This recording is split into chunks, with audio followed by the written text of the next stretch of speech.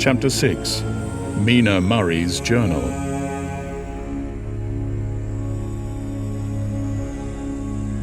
The 24th of July. Whitby. Lucy met me at the station, looking sweeter and lovelier than ever, and we drove up to the house at the Crescent in which they have rooms. This is a lovely place. The little river, the Esk, runs through a deep valley, which broadens out as it comes near the harbour. A great viaduct runs across, with high piers through which the view seems somehow further away than it really is. The valley is beautifully green, and it is so steep that when you're on the highland on either side, you look right across it, unless you're near enough to see down. The houses of the old town, the side away from us, are all red-roofed, and seem piled up, one over the other anyhow, like the pictures we see of Nuremberg. Right over the town is the ruin of Whitby Abbey, which was sacked by the Danes, and which is the scene of part of Marmion, where the girl was built up in the wall. It is a most noble ruin, of immense size, and full of beautiful and romantic bits. There is a legend that a white lady is seen in one of the windows. Between it and the town, there is another church, the parish one, round which is a big graveyard, all full of tombstones. This is to my mind the nicest spot in Whitby, for it lies right over the town, and has a full view of the harbour, and all up the bay to where the headland called Kettleness stretches out into the sea. It descends so steeply over the harbour that part of the bank has fallen away, and some of the graves have been destroyed. In one place, part of the stonework of the graves stretches out over the sandy pathway far below. There are walks, with seats beside them, through the churchyard, and people go and sit there all day long, looking at the beautiful view and enjoying the breeze. I shall come and sit here often myself and work. Indeed, I am writing now, with my book on my knee, and listening to the talk of 3 old men who are sitting beside me. They seem to do nothing all day but sit here and talk. The harbour lies below me. On the far side, one long granite wall stretching out into the sea, with a curve outwards at the end of it, in the middle of which is a lighthouse. A heavy sea wall runs along outside of it. On the near side, the sea wall makes an elbow crooked inversely, and its end too has a lighthouse. Between the 2 piers, there is a narrow opening into the harbour, which then suddenly widens. It is nice at high water, but when the tide is out it shoals away to nothing, and there is merely the stream of the Esk running between the banks of sand with rocks here and there.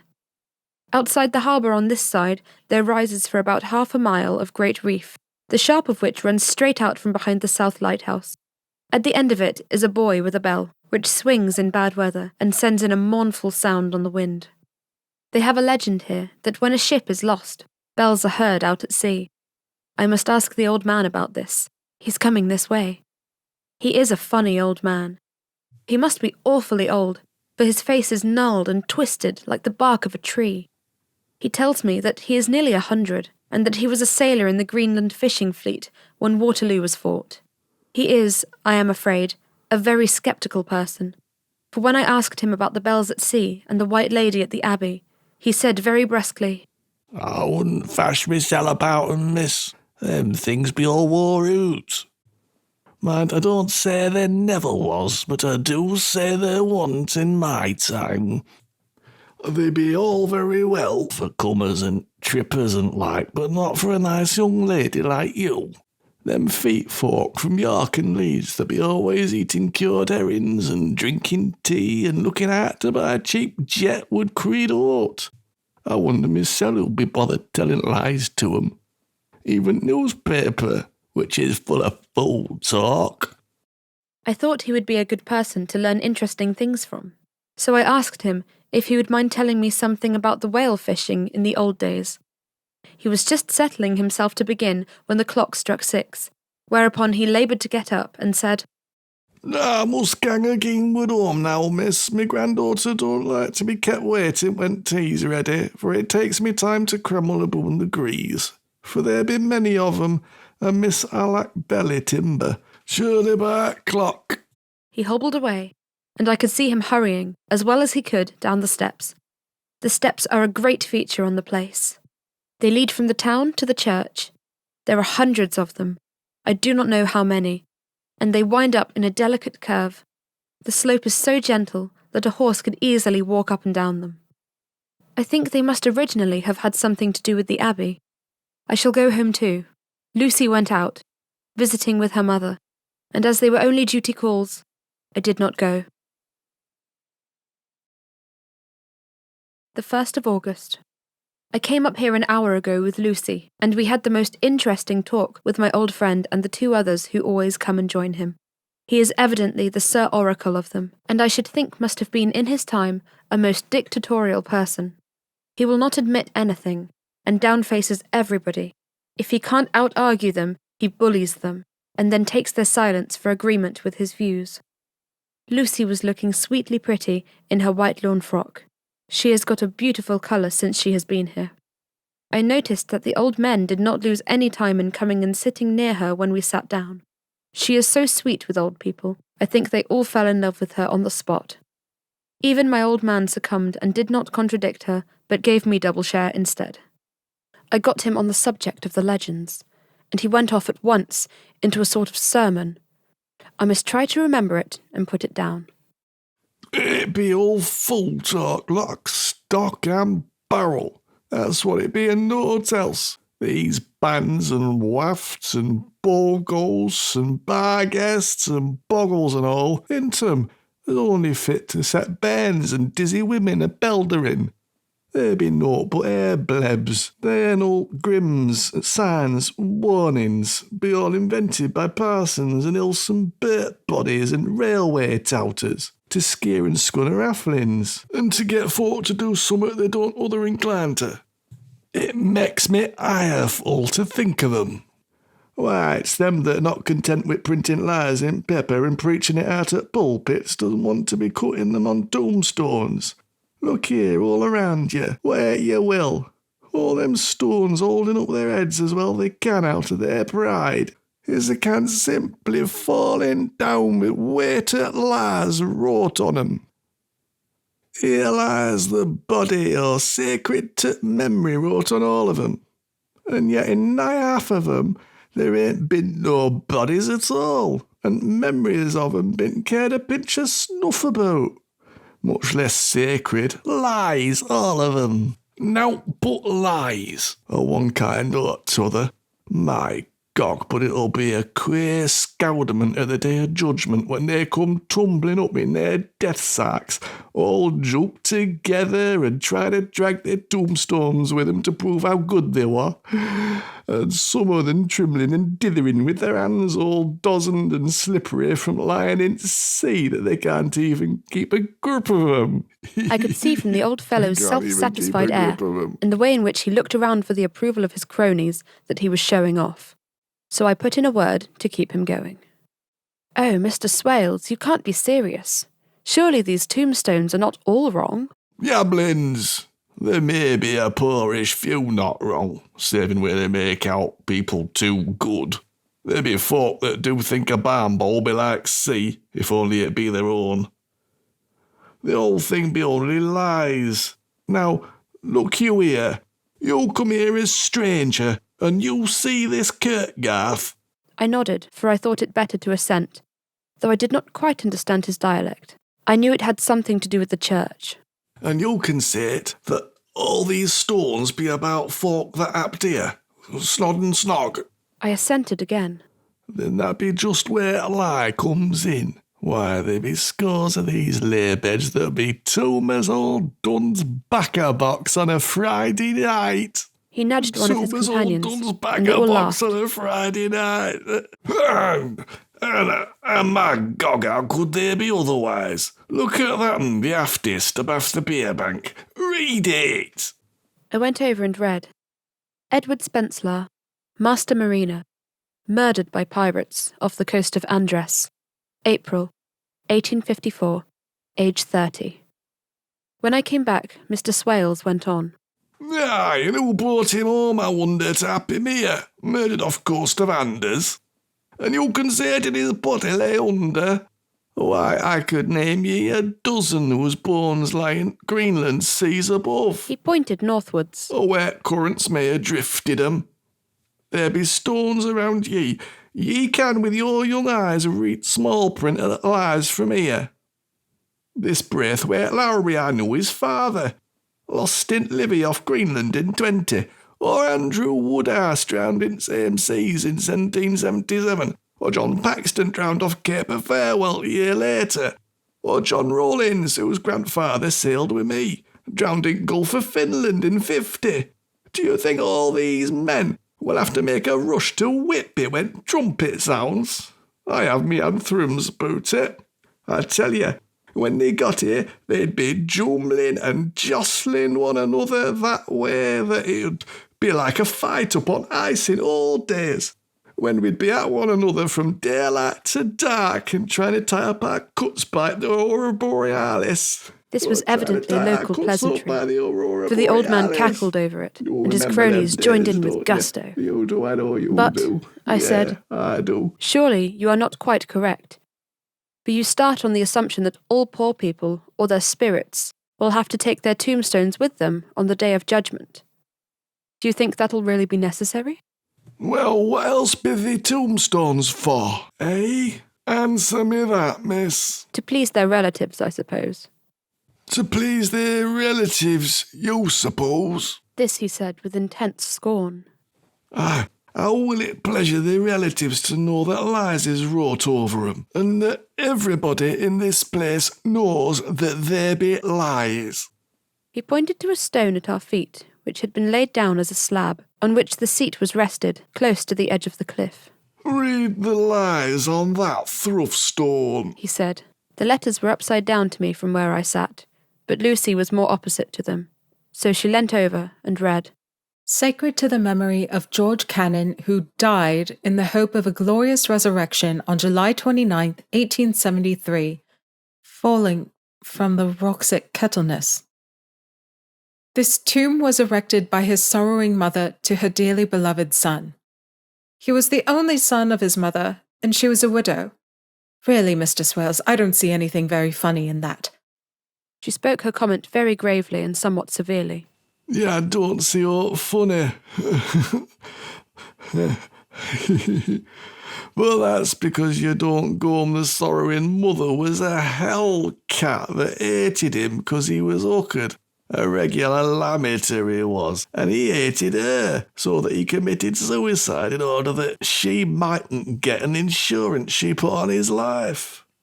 He blew the top of his head off with an old musket that they had for scaring crows with. 'Tweren't for crows then, for it brought the clegs and dopes to him. That's the way he fell off rocks. And as to hopes of a glorious resurrection, I've often heard him say himself that he hoped to go to hell, for his mother was so pious that she'd be sure to go to heaven, and he didn't want to addle where she was. Now in that a stone at any rate. He hammered it with his stick as he spoke. A pack of lies. And won't it make Gabriel keckle when Jody comes panting up the grease with his tombstone on his hump? And I sit be take as evidence. I did not know what to say, but Lucy turned the conversation as she said, rising up. Why did you tell us of this? It is my favourite seat, and I cannot leave it. And now I find I must go on sitting over the grave of a suicide. That won't harm you, me pretty. And it may make poor Geordie gladsome to have so trim a lass sitting on his lap. That won't hurt ye. Why, I've sat here on and off for nigh on 20 years past, and it ain't done me no harm. Don't ye fash about 'em as lies under ye, or that doesn't lie there either. It'll be time for ye to be getting scart when you see the tombstones all run away with, and the place as bare as a stubble field. Oh, there's the clock. I must gang. Me service to you, ladies. And off he hobbled. Lucy and I sat a while, and it was all so beautiful before us that we took hands as we sat, and she told me all over again about Arthur and their coming marriage. That made me just a little heartsick, for I haven't heard from Jonathan for a whole month. The same day. I came here alone, for I am very sad. There was no letter for me. I hope there cannot be anything the matter with Jonathan. The clock has just struck 9. I see the lights scattered all over the town, sometimes in rows where the streets are, and sometimes singly. They run right up the Esk, and die away in the curve of the valley. To my left, the view is cut off by a black line of roof of the old house next to the abbey. The sheep and lambs are bleating in the fields away behind me, and there is a clatter of donkeys' hoofs up the paved road below. The band on the pier is playing a harsh waltz in good time, and further along the quay there is a Salvation Army meeting in a back street. Neither of the bands hears the other, but up here I hear and see them both. I wonder where Jonathan is, and if he is thinking of me. I wish he were here. Dr. Seward's diary.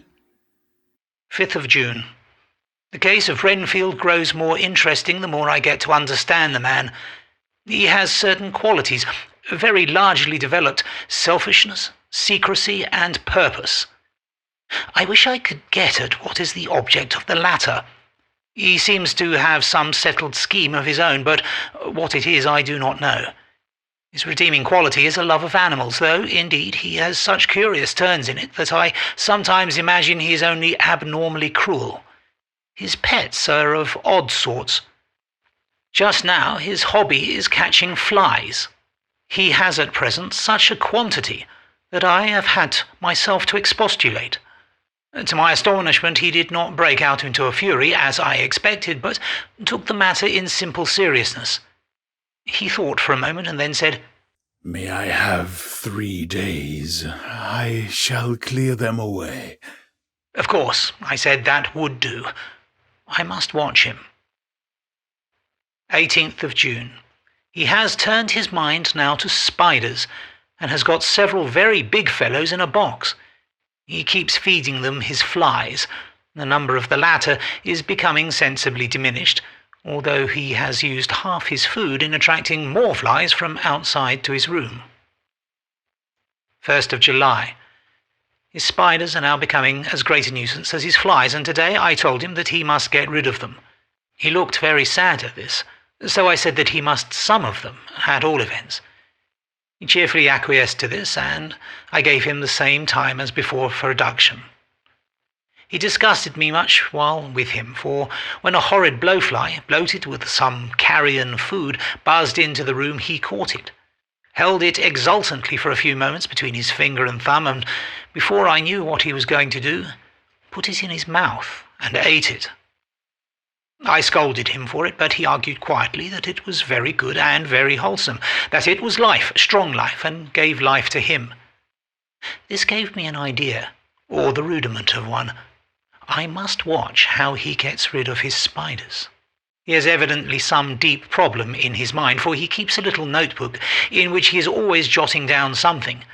Whole pages of it are filled with masses of figures, generally single numbers added up in batches, and then the totals added in batches again, as though he were focusing some account, as the auditors put it. 8th of July. There is a method in his madness, and the rudimentary idea in my mind is growing.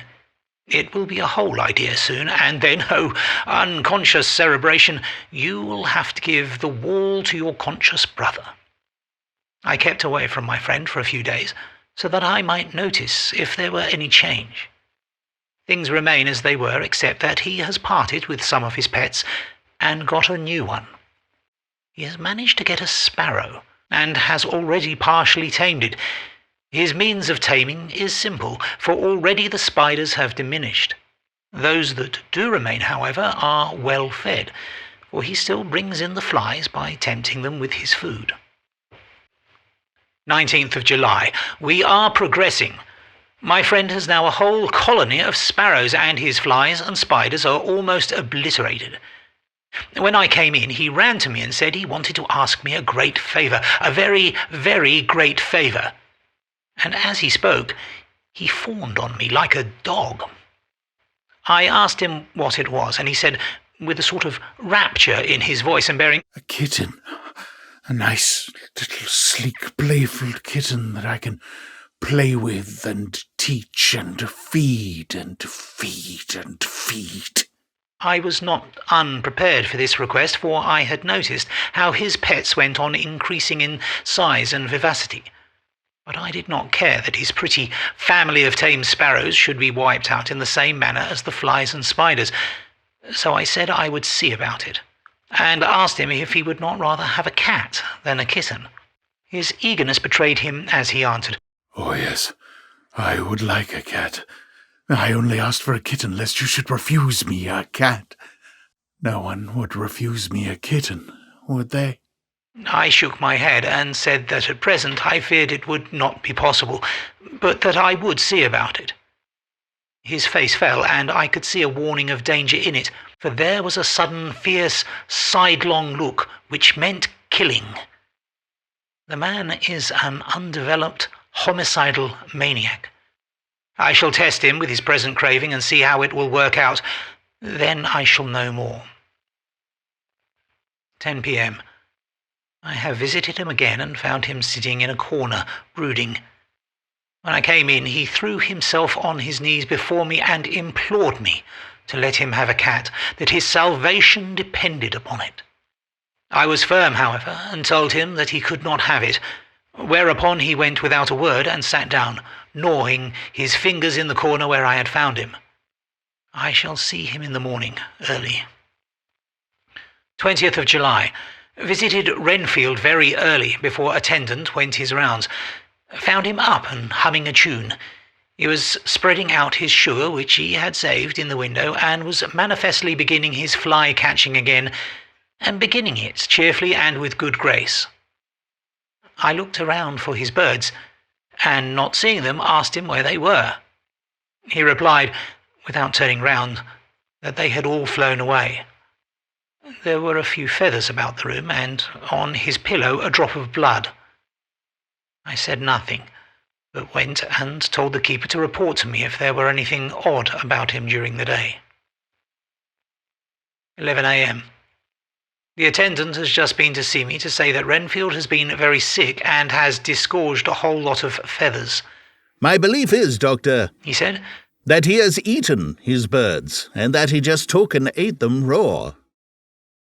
11 p.m. I gave Renfield strong opiate tonight, enough to make even him sleep, and took away his pocketbook to look at it. The thought has been buzzing about my brain lately is complete, and the theory proved. My homicidal maniac is of a peculiar kind. I shall have to invent a new classification for him and call him a zoophagous, life-eating maniac. What he desires is to absorb as many lives as he can, and he has laid himself out to achieve it in a cumulative way. He gave many flies to one spider, and many spiders to one bird, and then wanted a cat to eat the many birds. What would have been his later steps? It would almost be worthwhile to complete the experiment. It might be done if there were only a sufficient cause. Men sneered at vivisection, and yet look at the results today. Why not advance science in its most difficult and vital aspect, the knowledge of the brain?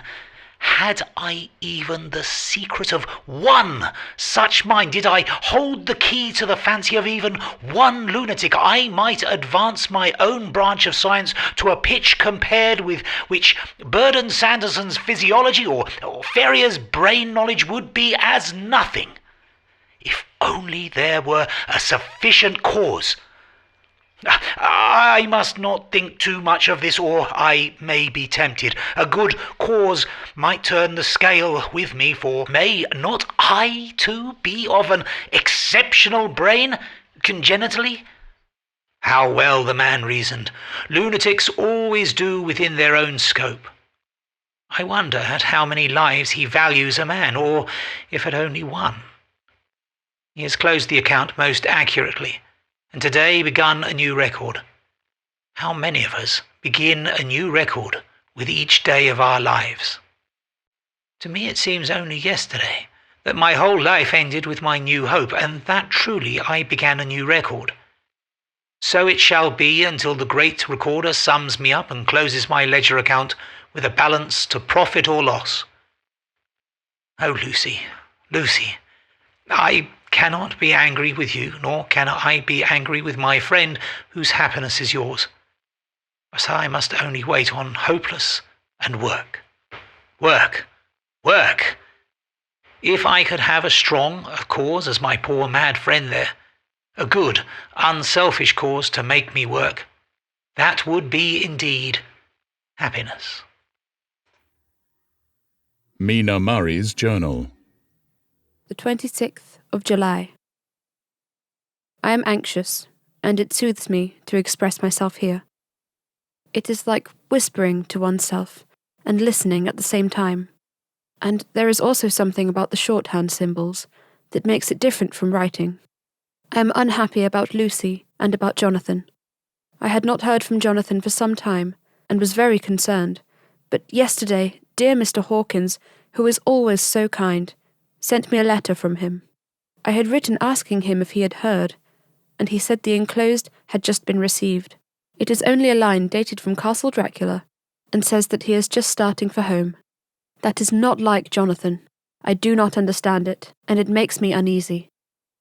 Then too, Lucy, although she is so well, has lately taken to her old habit of walking in her sleep.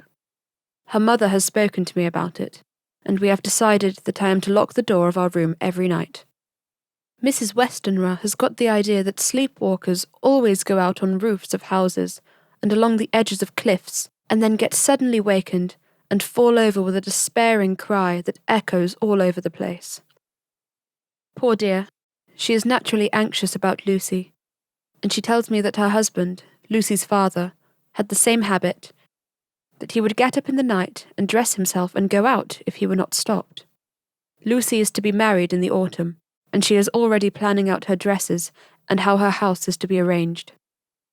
I sympathize with her, for I do the same, only Jonathan and I will start in life in a very simple way, and shall have to try to make both ends meet.